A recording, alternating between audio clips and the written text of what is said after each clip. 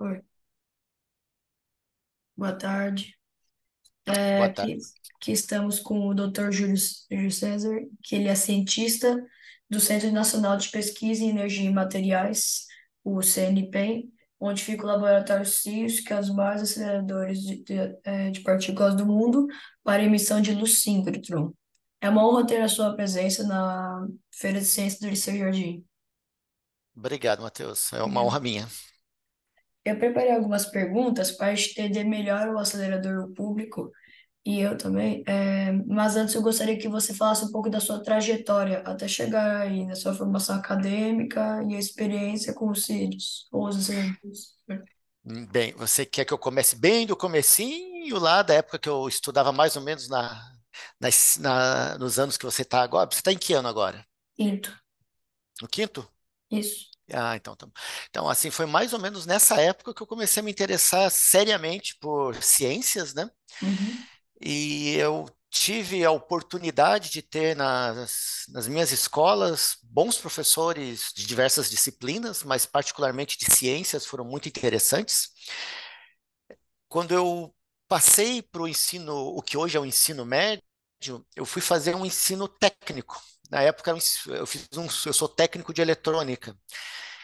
E novamente, né, durante o ensino médio, eu tive a oportunidade de ter excelentes professores de física, mas mais do que isso, o colégio técnico em que eu estudava tinha bons laboratórios de física, o que ajudava muito. A gente fez muitos experimentos interessantes. Foi a primeira vez que eu vi um laser na vida, foi naquelas escolas, então despertou muito meu interesse e o curso técnico em eletrônica tem muito de principalmente as partes mais finais do curso, tem muita coisa de física no final das contas. Hoje eu entendo muito melhor coisa de eletrônica depois de ter feito tanto tempo de física. Isso despertou muito interesse para mim em física, particularmente.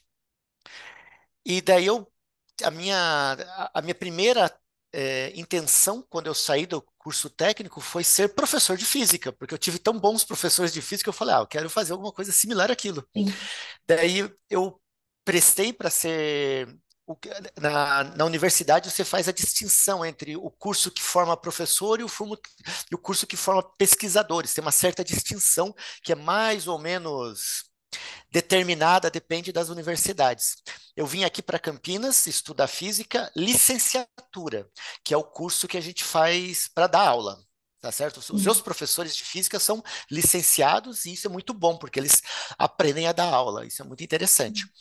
E eu fazia o curso de licenciatura, só que eu precisava me manter em Campinas também.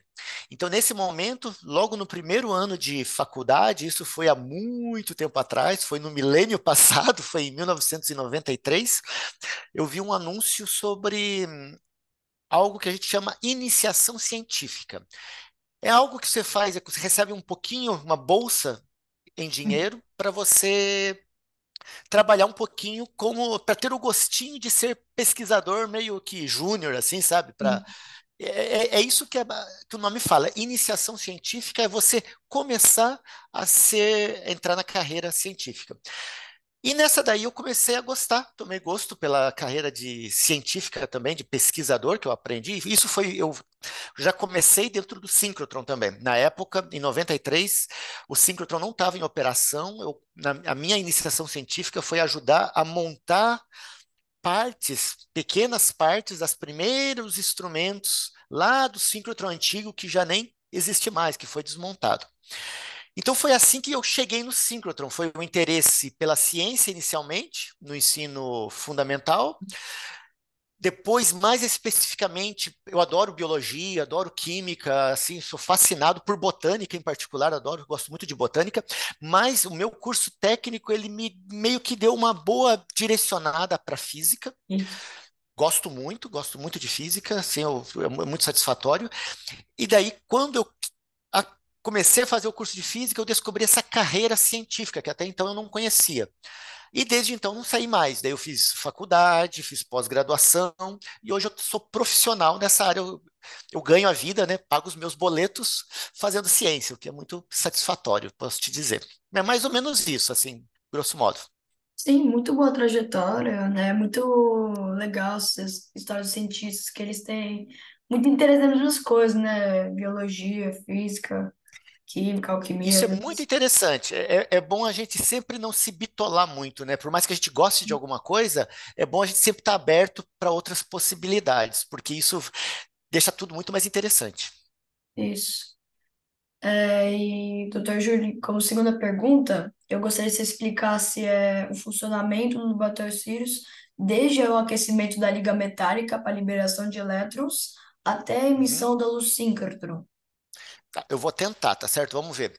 Sim, Para tudo isso que eu tudo vou bem. falar agora, o único pré-requisito que a gente precisa para você, para quem estiver ouvindo acompanhar, é Uhum. saber que tudo nesse mundão aí, tudo nesse universo é feito de De átomos, átomos. e átomos são compostos de um núcleo com prótons e nêutrons e Sim, elétrons distribuídos em torno desse núcleo. É a única coisa que a gente precisa saber por enquanto, tá bom? Então pode, quem souber isso vai conseguir acompanhar direitinho o que nós vamos falar agora.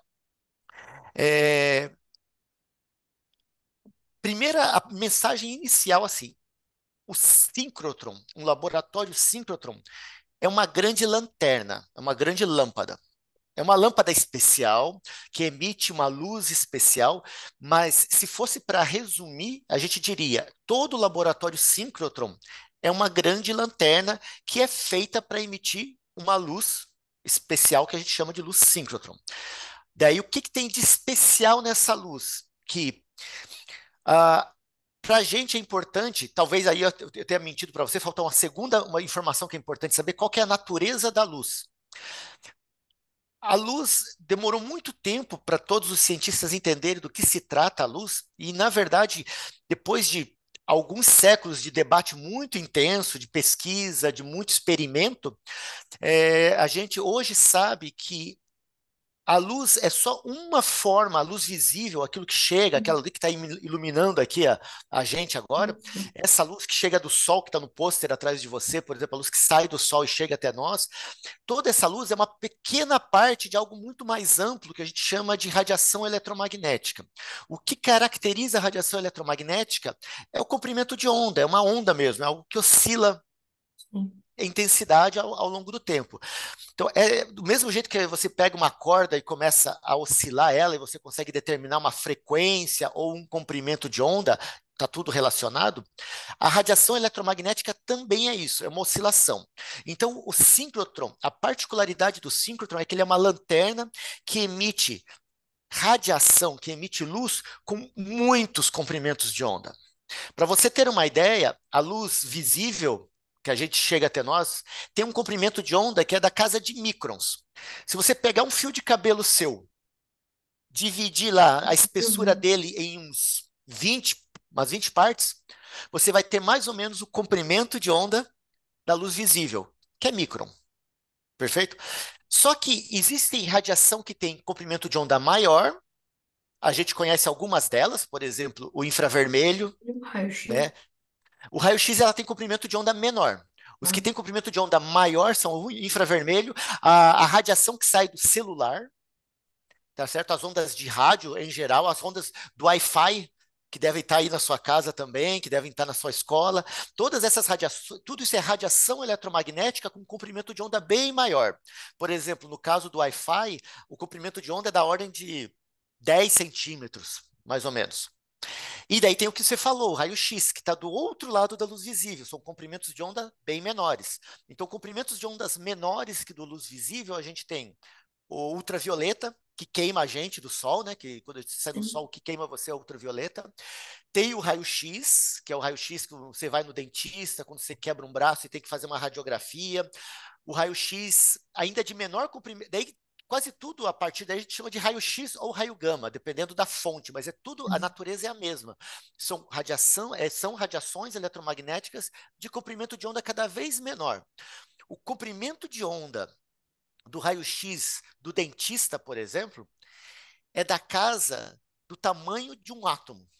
Assim, o tamanho de um átomo é da casa de angstroms, que é assim, sim, por exemplo, um micron, que era o tamanho lá do visível, se você dividir por 1000, você vai ter o nanômetro. Se você dividir por 1000 de novo, você vai ter o picômetro, o picômetro, dependendo de com quem você fala aí. E assim, um décimo disso daí está nos angstroms. Então, é mais ou menos esse é o comprimento de onda do raio-x lá do dentista. Mas quem já teve a oportunidade, já viu aquelas imagens de raio-x de aeroporto, que parece que tudo que tem dentro da mala Sim, lá? Aquele raio-x ele tem um comprimento de onda ainda menor, para ele poder atravessar tudo e você ver tudo, e o guarda sim. poder ver tudo que está Foi. dentro da mala lá. Então, aquele raio-x tem da ordem de décimos ou menos do que isso de angstrom. Angstrom é uma unidade bem prática para nós, porque os átomos são mais ou menos do tamanho de angstrom. Então você vê que a radiação eletromagnética é muito ampla, a gente chama isso de espectro eletromagnético, vai desde vários metros até décimos de angstroms. E cada uma tem propriedades diferentes, e a particularidade que faz o síncrotron ser interessante é que ele emite praticamente desde lá de infravermelho, comprimentos de ondas bem grandes, desde o infravermelho, até comprimentos de onda muito pequenos, que são o raio-x. E a gente usa cada uma dessas faixas de energia para coisas diferentes. Então, a, o resumo da ópera para o síncrotron, sem entrar no funcionamento ainda, é esse. É uma lâmpada que emite radiação em diversos comprimentos de onda. Daí os usuários vêm aqui, selecionam o comprimento de onda que eles precisam, que eles têm interesse, e usam essa radiação nesse intervalo determinado para estudar algum material. Esse é o formato. Mas como é que funciona? Que a sua pergunta inicial foi essa. Como é que funciona o síncrotron? Você tem que acelerar elétrons. A ideia é essa. Toda carga, o elétron tem carga elétrica. O elétron é o básico, a carga elétrica mais básica que a gente normalmente consegue obter é o elétron. Ele tem carga elétrica negativa.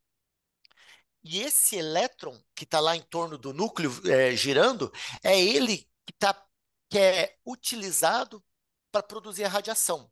No seu celular, também são os elétrons que produzem radiação, porque Sim. lá na antena do celular eles ficam oscilando, e quando você oscila uma carga elétrica, ela emite radiação Uhum. eletromagnética. Eu costumo brincar que se você pegasse uma reguinha, sabe aquele experimento de Sim. esfregar a régua e eletrizar e atrair papel? Sim. Você já sabe, é bem Não, simples aquele. fazer não, Então, mas eu. mas vale a pena, sabe? Você atrai, você esfrega a régua. Para quem tem cabelo igual você pode esfregar no cabelo. Eu não vai dar, eu esfregaria aqui na minha camiseta e conseguiria eletrizar uma régua.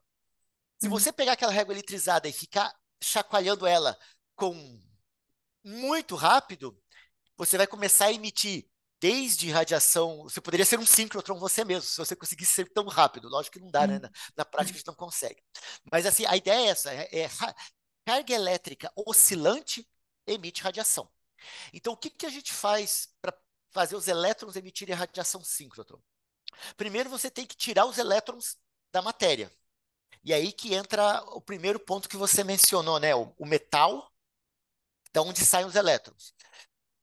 A forma como você tira elétrons de um metal varia, tem várias formas de você fazer isso.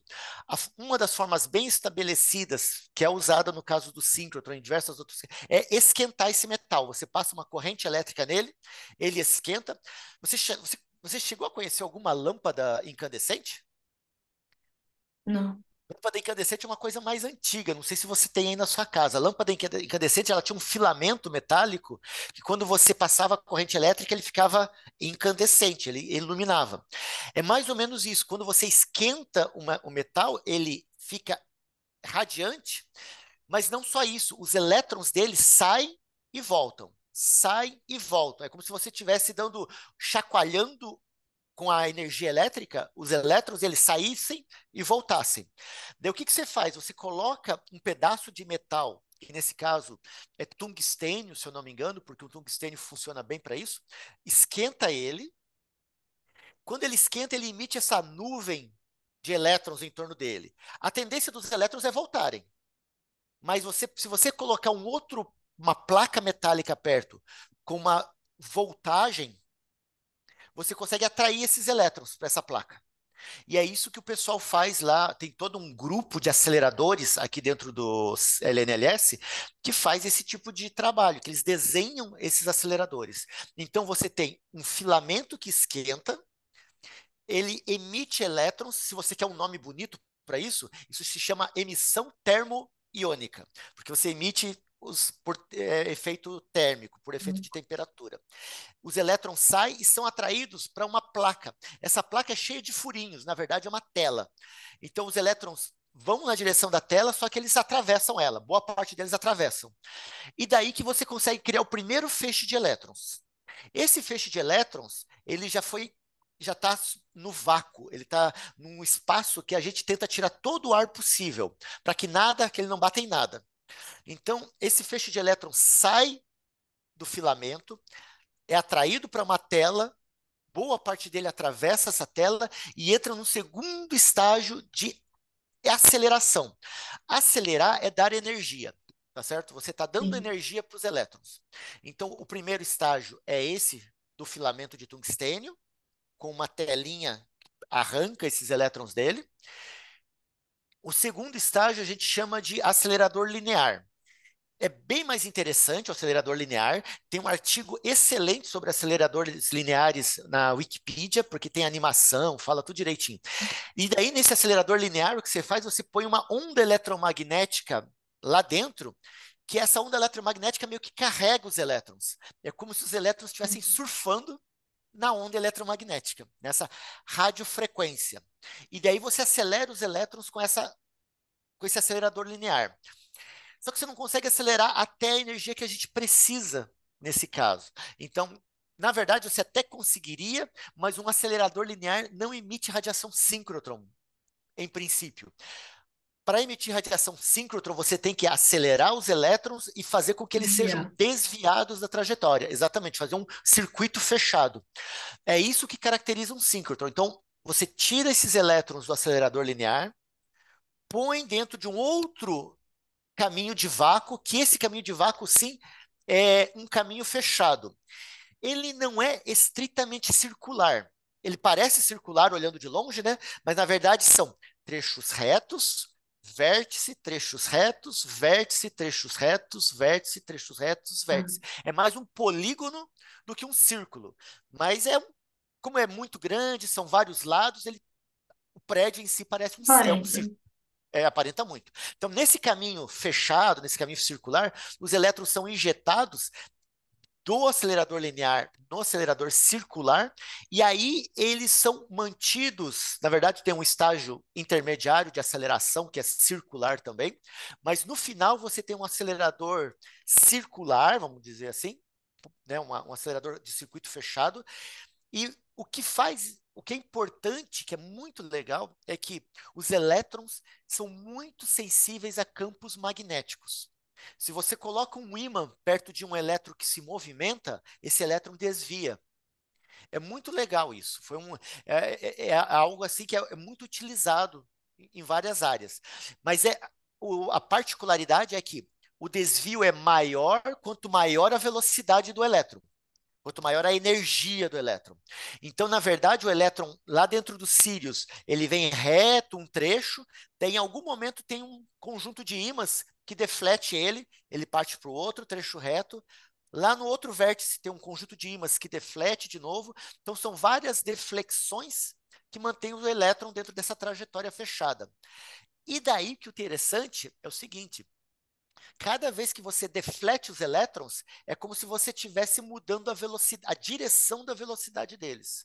E essa mudança de direção de velocidade é que gera radiação síncrotron. Então, toda vez que uma carga elétrica muda de velocidade, emite radiação. No caso da radiação síncrotron, a radiação é emitida porque você muda a direção da velocidade dos elétrons. Lá naquele cantinho que ele foi desviado, gera uma radiação com todas as características que eu falei para você, de que vai de comprimentos de onda muito grandes até comprimentos de onda muito pequenos e por aí vai. Então, o processo de aceleração é esse, para produzir radiação. Você começa com um filamento de tungstênio, parte para um acelerador linear, entra nos aceleradores circulares e cada vez que a radiação é defletida para manter a trajetória fechada, é emitido radiação, muita radiação síncrotron. A característica principal da radiação síncrotron também é que esses elétrons estão acelerados com uma energia tão grande para eles Se lembra que o elétron é um negócio muito pequenininho, tá Sim. certo? Você, qualquer É a base da pouquinho de matéria, energia. praticamente. É, assim, então, pouca energia para eles já é muita. Então você consegue acelerar eles muito rapidamente. Eu costumo dizer que a quantidade de energia armazenada dentro nos elétrons dentro dos cílios é menor do que uma barrinha de cereal que você come aí num lanche, Nossa. em termos de calorias.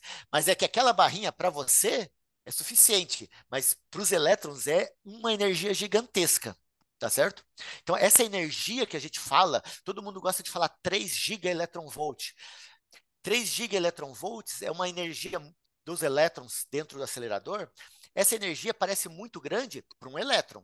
Para nós, é uma energia normal. Se você der um chutão numa bola aí, a bola vai ter uma energia maior, talvez. Mas voltando para os elétrons. Para os elétrons, essa energia é tão grande, mas tão grande, que a velocidade deles é praticamente a velocidade da luz. E é isso que faz a diferença. Os elétrons no seu celular, eles não estão próximos da velocidade da luz. Quando eles oscilam em velocidades bem menores do que a velocidade da luz. E daí ele emite radiação em todas as direções. Por isso que o seu celular pega em várias antenas. No caso da radiação síncrotron, a particularidade que faz ela ser tão interessante é que, devido a essa velocidade muito alta, a energia muito alta dos elétrons, a radiação, em vez de ser emitida em todas as direções, ela é emitida num conezinho muito estreito. Então, a radiação síncrotron, além de ser um comprimento de onda muito variável, ela cobre vários comprimentos de onda, ela é muito, a gente chama isso tecnicamente de colimada. É como se ela fosse um feixezinho de luz bem estreito. Isso ajuda muito na hora de você usar, porque daí você tem muitos fótons, muita radiação num pontinho muito pequeno. Isso é ótimo para as nossas experiências. Não sei se deu para pegar a ideia, mas esse é o, Não, não em linhas sei. gerais, da onde que desde o comecinho, da onde a gente extrai os elétrons, a aceleração e a produção da radiação em seguida. Interessante. Em terceiro, eu queria saber qual foi a maior dificuldade na construção dos cílios. Eu suponho que seja aquelas bases que tem no fundo da terra para que não tenha terremoto. Quando tem terremoto em outros países, não sinta pressão aqui, não atrapalha a máquina. Ou a espessura de 1 metro de concreto. Tô certo, sabe? Sobre isso. Olha, a parte civil, que é a parte do prédio, é Uhum. um desafio tremendo. Realmente é um desafio. Esse prédio aqui é um prédio totalmente único. Acho que assim, teria uma tendência a concordar com você que essa parte foi muito difícil, principalmente conseguir Sim. empresas que topassem fazer o prédio nas especificações necessárias, sabe? Então, assim, a estabilidade do prédio, essas estacas que vão no solo, a maior função delas é dar estabilidade para esses aceleradores, para os instrumentos que utilizam a radiação síncrotron. Então, essas estacas, elas têm que realmente, foi uma obra de engenharia sem precedente dentro do Brasil, esse prédio. Algo que é muito importante dizer nesse ponto assim de o que é mais difícil eu acho que tem uma coisa muito importante que é ser levado em consideração, que levar um projeto desse tamanho adiante é um exercício muito complicado. Tá certo? Existem muitas obras por aí que acabam no meio do caminho por falta de planejamento. Então, conseguir fazer uma obra desse tamanho, com o custo que teve, com tudo certinho, sem ter grandes problemas, com as incertezas de financiamento que aconteceram no meio do caminho, isso foi uma grande dificuldade que, com certeza, todo mundo aqui, desde os diretores até todos os funcionários, tiveram que lidar ao longo da trajetória da construção. Mas tivemos outras dificuldades mais localizadas, mas no geral, assim, a- os desafios são tais que são muito, às vezes são difíceis, mas nós temos uma equipe também que é muito competente e que gosta desse tipo de desafio. Então, quando você tem, talvez o maior desafio seja você montar uma equipe que tenha essa vontade de fazer acontecer. A hora que você tem esse tipo de coisa, o projeto está metade garantido. O resto é conseguir financiamento. Muito legal. E você é o responsável pela linha Sabiá. É muito Isso, diferente achar nomes que consigam as siglas exatas, porque não consigo. Eu queria que você falasse um pouco, que tipo de luz síncroton, tem 20 luz, né, que vocês têm por enquanto. isso. Que Então, tipo olha de só. luz que você Pode. trabalha e quais tipos de pesquisa que são feitas nessa linha?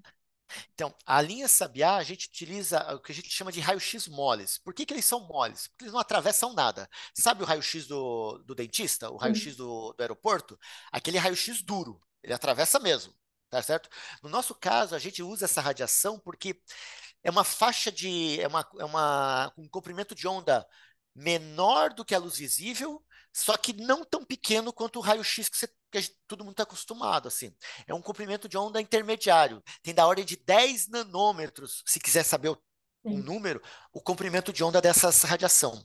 Mas o legal dessa radiação é que ela interage muito fortemente com a matéria.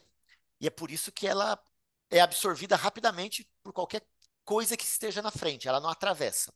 E nessa interação, o que a gente tenta extrair, no caso da linha Sabiá especificamente, são informações sobre o magnetismo dos materiais que estão sendo estudados. Então, a linha Sabiá é uma linha meio que especializada, otimizada para estudar materiais magnéticos.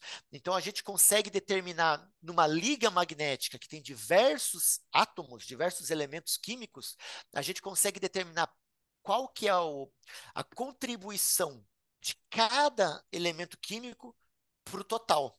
Além disso, a gente consegue fazer imagens da superfície da amostra, só que em vez de enxergar a amostra, a gente enxerga o magnetismo dela.